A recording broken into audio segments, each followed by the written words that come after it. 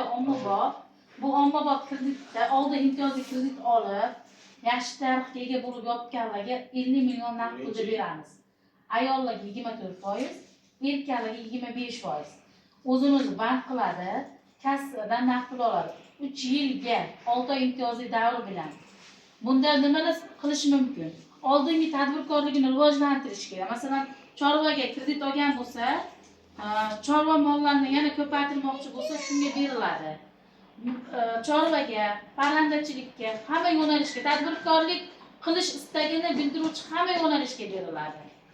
Masalan, parnik qilmoqchisiz, ya'ni oldiga parnik qo'shasiz, qo'y boqqansiz, chorva qilib, yana ko'paytirmoqchisiz.